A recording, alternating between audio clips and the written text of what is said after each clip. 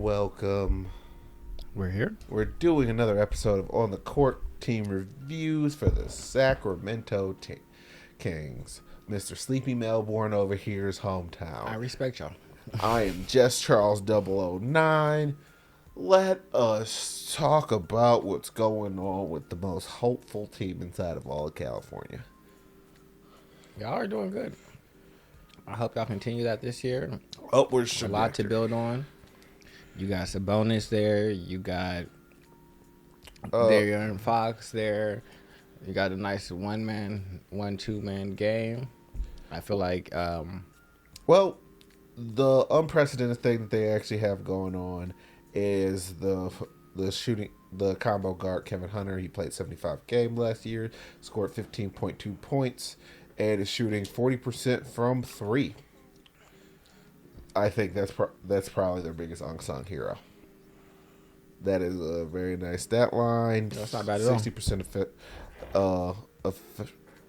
effective field goal percentage.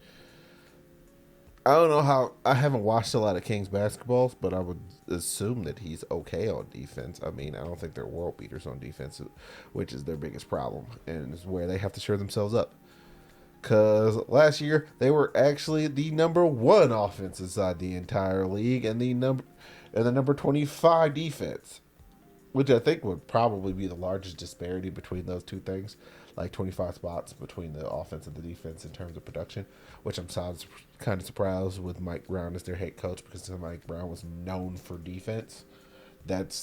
He literally ran out LeBron James out of town with not being able to actually run a play. But hey, who did LeBron get fired? Who LeBron get fired from where? David Blatt. Okay, I knew it was a color. I was like, was it brown or was it black? No, Blatt. he got someone Blatt. Blatt. Oh, Blatt. David Blatt. Not black. Well, David Blatt signed up for a job that wasn't there. He was signed up to develop the kids that were here before LeBron came in and got everybody traded. He was there to develop Andrew Wiggins and Kyrie Irving into his own team. And then they actually were able to sign LeBron. They were like, whoo, man, that was a nice concept. And he came over here and tried to run he tried to run the Princeton offense. Princeton offense doesn't work in the NBA. Princeton offense is for not talented people.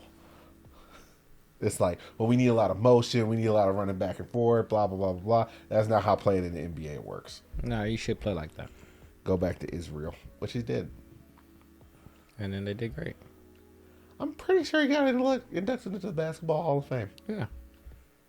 So, but in any event, they lost in the Western Conference first round 3-4 to the Golden State Warriors. And that was all she wrote last year. De'Aaron did break his finger in that series. Yes, he did. That was pretty much the most unfortunate thing. But luckily, we got a future star in De'Aaron for as long as he keeps it upping his efficiency. He averaged 25 points per game, 6.1 assists, 4.2 total rebounds. He needs to pick up his 3-point percentage. Right now, he shot 32.4 last year, which is just barely not passable. Yeah. It's like getting a 59%. You were great in the clutch. So I will say that. I really need you to pick that up. And for a guard to be shooting 78% from the free throw is not where you would want to be. But for all I know, there was some type of injury or something or other. But he played 73 games last year, which is the key ability is availability. That's a fact. You were there, and I appreciate that. So, I don't know. This is the team that I'm having the hardest time placing where, like, I don't know if I expect them to be in the same place that they were last year. Because I'm expecting the Lakers to do better next year. So, I mean, I'm expecting them not to be like the 6th seed, or I'm not expecting them to be the 8th seed next year again. That's why I feel like. So I expect them to be like the 4th or the 5th seed. Now, and I also expect probably Dallas to be a bit higher than it. Well, to be inside the picture at all this year. if not the 7th or the 6th seed themselves.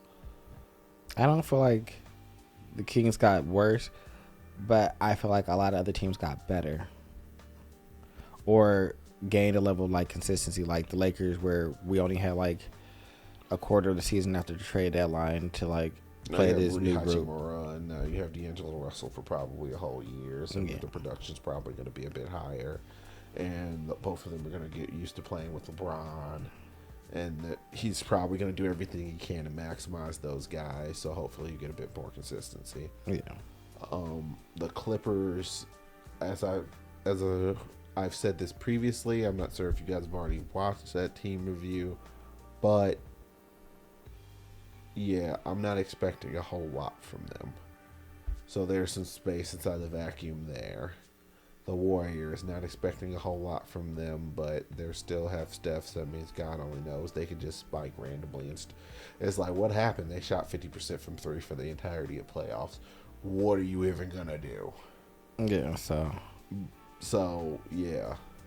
And then you have the Nuggets probably still in there. And I don't even know who the number 2 team would quite be. And the Grizzlies. Oh, yeah, Grizzlies. But they're probably not going to be ranked as high as they would because they're not going to have John Morant. So, I mean, earlier on in the season. So, I mean, they might just end up winning 50 or so games. Yeah, they'll probably be knocking around at like a 3rd or a 4th spot. I think that right now Sacramento's building and they're in a good position and they just need to keep doing that. There's nothing really that I see for y'all. Like, I don't see y'all progressing these next couple of years in like a meaningful way unless one of the other teams like starts to like move out of the way, i.e. by age, things like that. Like, the biggest problem is Sabonis is 27 years old. You do have a bit of time with him, but you don't have the most time. And his window probably doesn't sync with deaaronfox as much as you would like to, him being 25. But they're not too far off. He's just he's just hitting his prime, and Sabonis is about 2 years into his prime. You really just need a 3rd supporting cast member, and that's probably going to maximize as much as you can. Yeah, see, I don't know if they're going to get that. That's why I'm like, if they can weather the storm, keep those 2 healthy and trending in the right direction, you can probably catch Sabonis. Because all you really need is 2 more years. Like, Sabonis being 29 and De'Aaron being 27. Yeah. And I think you pretty much weathered the rest of the Warriors window. Yeah. You might have weathered what's left of LeBron's window because he's probably not going to be... He's definitely not going to be the same player he is at 40 as it is at 42. Yeah, so it's like... So that... You have a lot more space to, like, do things. There'll probably be some trades like open. The Clippers will probably fall the rest of the way apart. And Ja will probably be there. Jokic will probably be there. But at that point, you're the 3rd best team in the West. And you need to just have some assets at that point to take a swing, bring in a 3rd, and then now y'all are going for it. And so that's what I see. Demonstrably, your team roster is not that much worse than the Nuggets. No. So if they can win, you can probably win. And honestly, the Grizzlies can win. At that point, your biggest obstacle becomes Jaylen Brown and Jason Tatum on the other side. But they're going to need to upgrade their roster again because Drew Holiday will probably be falling apart at the end of that 2 years too, because he'll be 34. So that means he might be contemplating retirement or moving more into a role player type of role. Jimmy Butler's probably going to be... The wheels are probably going to be falling off. And, yeah. The Cavs will really just be hitting their prime. Yeah. So, the league's going to be a very different place in, 2 years. So you just got to position yourself to be basically the Houston Rockets to the what the Houston Rockets were to the Bulls when Jordan left. Like, you gotta just be able to oh shoot, I gotta hop into this 2-year void, be the best team, and try and push to be the best team inside these 2 years. Yeah, and then pretty much cut and run. Yes, that's why you heard what I said. 2 years, get in there. I don't even know. I mean, there's gonna be somebody at that point that you guys can pick up. That's gonna be a team that's not that great because, let's be real. the Suns are barely held together by duct tape anyway. And if Kevin Durant retires, I don't think Bradley Beal and plus with the new rules and for the CBA, you can't make a trade for like multiple players for one player. So you need to be in a position where you have a lot of assets and things like that. So if you wait these 2 years, hold on to things, then you can go out and get someone that's a third in that third year instead of you trying to parlay and everything and move pieces. Like, we just hold fast and then y'all can. Well, you guys just got to consistently make the playoffs. Mm-hmm. Get De'Aaron and Sabonis playoff experience. That means they don't wilt when the time comes. And just don't get froggy too early.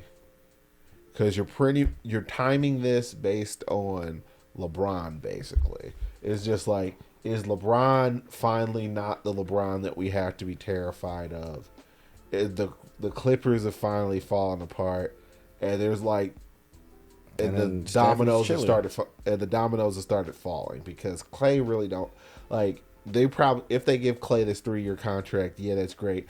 I don't see Clay playing to the end of that contract, honestly, with the ACL tear and the Achilles tear. I'm just not sure if he'll make it to the end of that. Yeah, so that could be a thing I could see, but I also, regardless of even if it does, I don't foresee them falling off either. I don't foresee them being the same. Like, I don't foresee him being as defensively sound. And, like, that was one of Clay's, like, claims to fame. Hallmark. And he wasn't defensively sound even when they won the championship. There were some rough times there. Yeah, so I feel like it's just going to... It's only going to get worse. If you can't be there, I feel like Draymond might get a step slower. Which he already is, like, a half step slower. So him getting whole step slower isn't, like, out of the ordinary. Yeah, so I just think that there'll be some slowdown there, and so you guys can contend. You almost beat them this time, and you were injured when you didn't. So all you got to do is you just got to be ready to throw that punch and then hopefully make it to the end. Yeah, I understand this probably doesn't sound like. I'm hoping. Honestly, stand pat is this is the only team that we're actually ever told to do this inside of this one. It's been. You need to increase your equity. You need to fire sell, or because I feel like they're in a position that OKC wants to be in. We're a young team in the playoffs, making some noise, getting some experience. We don't expect to win right away, but we need our boys to get some experience so we can really start to build upon that. That's the step that they're looking to make. Yeah. So the Kings are right there. So continue. So ultimately. The Kings are what Orlando and OKC want to be. Yes. So now that we actually have a team, honestly, now that I have a team to actually architecturally say that this is the next step, now we know what the next step looks like. Yeah. It's the King. Get the right coach, get the right players, hopefully generate some type. Like that culture, like honestly, they have the beam culture. It's this next 2 years. The next 2 years are really important for you guys because y'all got to learn how to play defense. Yeah, and so that's what I mean. Like, this is the time where you guys just really need to like start cementing. All right, so we know how to win in the regular season. All right, and now we're comfortable in that, but now we are in the playoffs and we keep getting beat. All right, let's look at where we got to learn how to get some stops. We got to learn how to. We got to learn how to guard our man. We got to work on our defensive rotations. So that means you guys are ready for. I don't know. This is purely hypothetical, but let's say Dallas doesn't hold on to Luka after this next contract, and they need to trade him. And you guys got to be ready to be like, oh, bet we pull in Luka straight into this, bingo, bango, bongo. Or what's another team that's obviously, or if things aren't working out with Charlotte with Lonzo, or if like. Atlanta starts falling apart, and you can realistically, pull one of their guards. If they could get Cat, or if you can get Cat, or if Halliburton doesn't work out in Indiana, like there are lots of these players that we spoke of in prior team reviews, but they're not enough singularly, and we don't really know how you guys are going to improve except for continuing to develop. Well, some of these teams aren't going to pan out. Yeah, and so there's other ways that you can say, hey, we'll go sign this player. There's things that you can do, and so it's just like I feel like stand pat and just keep working on the things that y'all working on because you guys are one of the very few teams that are very likely not going to be sellers in that situation. You guys are going to be buyers, and you guys know you're going to be buyers already. Yeah, and so let's just go ahead and just start doing the work that needs to be done until you can be a buyer. This was a short one. I felt like... I mean, it's never been this concise in terms of where you should be doing. Yeah, and honestly, in very rare cases, was the team already doing what they needed to be doing? Yeah. That's the rarity. Because there's no obvious... I mean, there are obvious players that you could go out and get to improve this team, but you don't need to improve right now. You're one of the very few teams that aren't in a rush. And you guys are positioned in such a way to the point where, like, you're like Oklahoma City. You just need to develop. Orlando, you just need to develop. And the one thing you have over them is that you're already starting to break into the playoffs and get that experience, which would be the next thing that we would say. That's what we said about those teams. Like, hey, you guys need to start getting into the playoffs, and, like, that needs to be, like, we're focusing, like, your attention now because you have this young core, and so they need to start learning how to, like, play this different style because it changes. It's more of a half-court offense and defense. Like, you really need to know how to come out of sets. Useful. You got to be able to score out of timeout. Yeah. All the bread and butter things that you typically... that a lot of teams just don't have. That is actually probably something that's lost if you want to call this the super team era. You're always crunched for time. Yes. Whereas inside of this case, for Oklahoma City, Orlando, they're kind of crunched for time, but they're not really. The Kings are kind of crunched for time, but not quite. They signed all their guys. They've already put the money in, so it means things are going to scale in a way where there's actually to their advantage because they're going to have more money at the end of it. So it means they could very well sign that third dude. Yeah, and that's the other reason why I'm saying, hey, you guys just hold on to your assets for 2 years. Don't just blow it trying to get someone random that you think, oh, we're going to trade and get this smaller thing. You're not ready yet. And y'all should know that, all right. But the micro moves aren't going to do it for you. No. Like trading for a marginally better small forward, marginally better power forward. Do you think you could put Trae Young at the 2? Yes, because he's probably more of a 2 than he is. Like, De'Aaron or Trae Young could play the 2. And that's what I was thinking that. It's just like, honestly, I would prefer Halliburton out of that situation. I mean, yeah. Because he's more of a true point guard. So, I'd want someone to play, and I think Halliburton might play more defense. It's just kind of weird that it seems like they possibly traded their solution away to Indiana, but... Who, Buddy Hield? No, not Buddy Hield, the point guard that's over there. That's Halliburton. Oh, well, Halliburton was originally on the Kings. Yeah. I can't remember who's the second guard on the Atlanta Hawks right now. God. I keep saying Halliburton. Like, y'all surely should have probably kept... Like, that's the only critique that I could say. You guys probably should have kept Halliburton, but, I mean, better late than never. DeJounte Murray. Oh, okay, yeah. Yeah, so you want a player like DeJounte Murray. Someone who fits in, who knows how to play his role, who is more so on the selfless side. Yeah, I would think he'd be better. I need someone that's going to play defense because that's one thing I think that they need is some defensive like energy. Marcus Smart would be good there. Yeah, Marcus Smart would probably be good with anybody with. But I'm happy that he's with Ja because I think that's they need cultural affirmation. I think that's what they need. I think that the Grizzlies skipped a step because of how good Ja was and went right into past the developmental phase and right into the playoffs. And they didn't really develop. And it's like, all right, well, we need to like start putting the things around him that we really need. We need grounding forces. Yes, and so I think Marcus Smart for them is something that I'm interested to see how that plays out, and I'm really interested to see how the Grizzlies was not grounding. Marcus Smart is going to come in there and be like, "What are y'all doing? Oh, we out here dancing. It's practice. Practice. What you mean? You know all them times we've been bounced in the front round? This is we now. We've been bounced in the first round. It's just like, we missed the string of shots. You know why we missed the string of shots? Because we were nervous. And we're taking bad shots. We were nervous because we didn't practice enough. Yeah. Because it wasn't second nature. Yeah. So we're gonna practice. We gonna practice these layups. You know how many layups I made? Obviously not enough. Yeah. Did you win? because you wouldn't be hitting them off the front of the rim. Yeah. Second nature, guys. Well, I mean, that's different. No, it's not. So I want to see them win. I want to see them with that. But now we're divesting and starting to talk about other teams. So, but we said what we wanted to about the saying. Kings. Yeah, y'all stand pat, keep moving forward. I kind of wish y'all didn't do the Halliburton trade, but you guys did that. You guys got rid of Healed and some other things that you guys probably needed to get rid of in that. I don't think they liked being there.